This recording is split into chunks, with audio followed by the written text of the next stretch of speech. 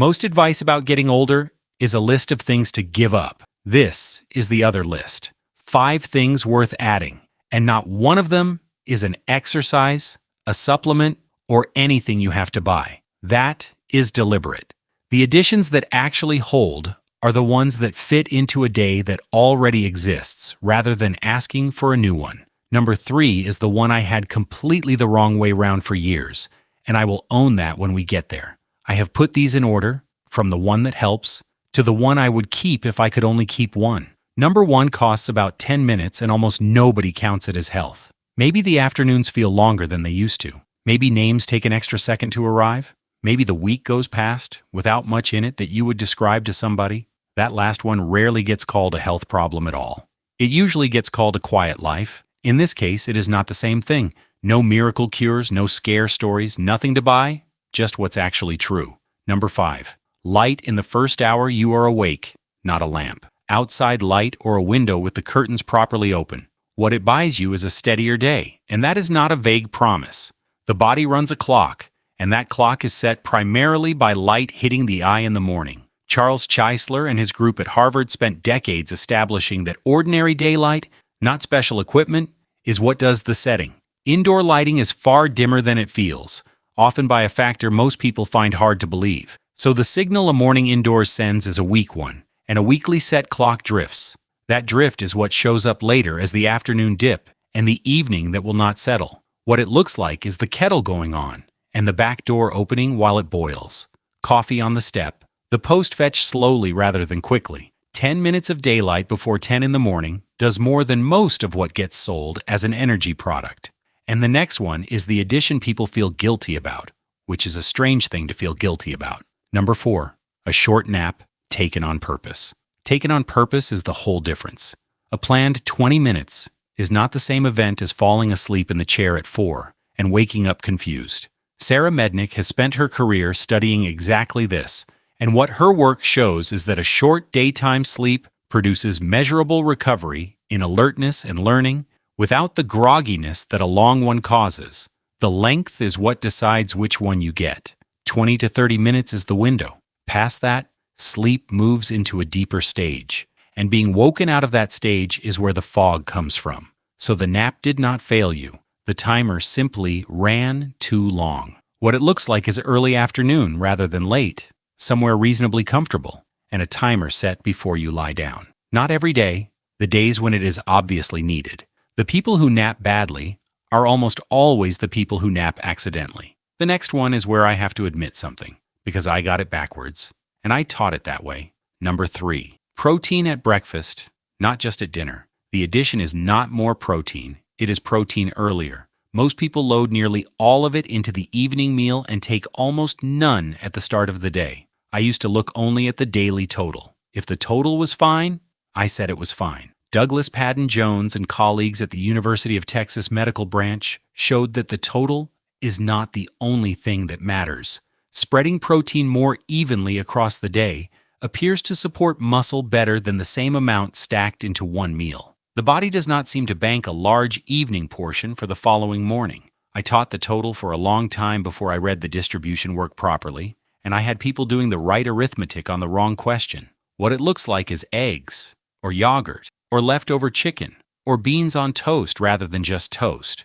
Nothing weighed, nothing tracked. One protein food at the first meal instead of none, and the next one has nothing to do with the body at all. Number 2, something you are actively learning. Not a puzzle, learning, which is a different activity. A puzzle asks you to use what you already have. Learning asks you to be bad at something for a while, and that is the part that does the work. Denise Park at the University of Texas at Dallas ran a study on this that I think about often. Older adults were assigned either to demanding new skills, quilting and digital photography, or to comfortable activities like socializing and doing puzzles. Only the demanding group showed improvement in memory. Enjoyment was not the active ingredient. Difficulty was.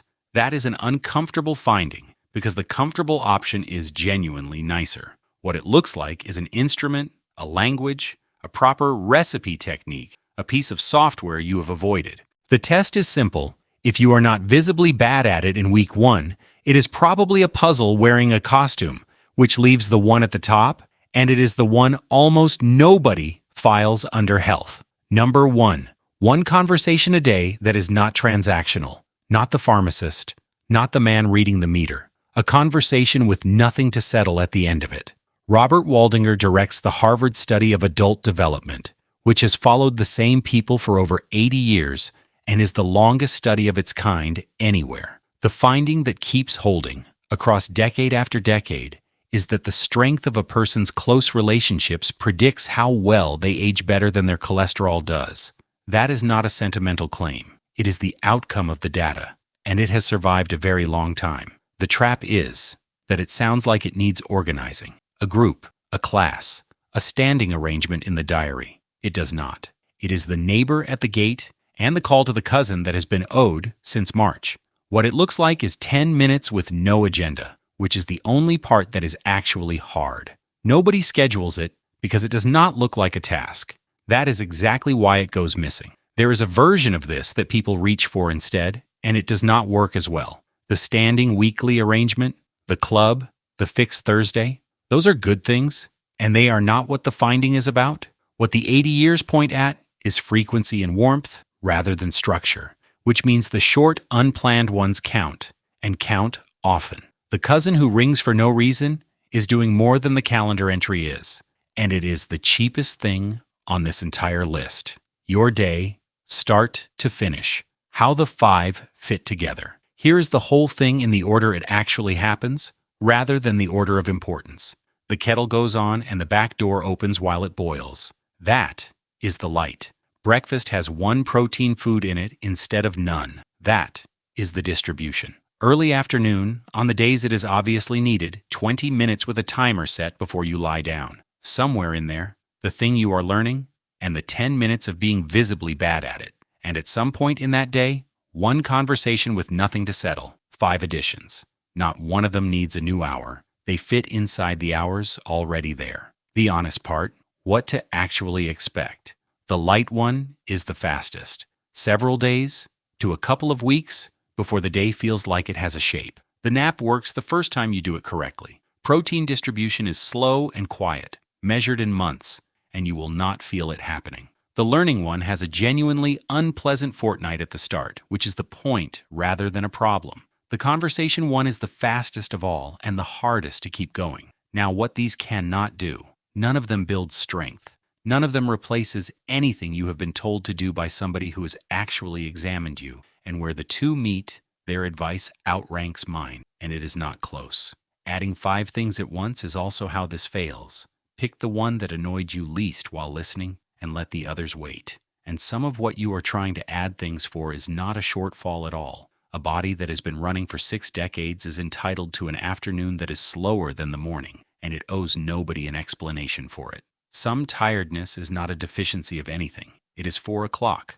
The last thing, because it is the most common way this goes wrong. Most people give a new habit a fortnight, feel nothing, and conclude it does not work for them. A fortnight is long enough to judge the light and the nap, and nowhere near long enough to judge the other 3. So, 5 additions, back in order. Light in the first hour, you are awake. A short nap, taken on purpose, with the timer set first. Protein at the first meal, not just the last. Something you are actively learning and are visibly bad at. And 1 conversation a day with nothing to settle at the end of it. 5 additions. No equipment, no receipts. Nothing anybody profits from. Tell me in the comments what you'd like explained next. I read every single one. If this was useful, a like helps it reach somebody who has been given a list of things to give up and not much else. And subscribing is worth it only if you want the reasoning rather than the instruction, because that is all this channel does. Here is to the healthy living years.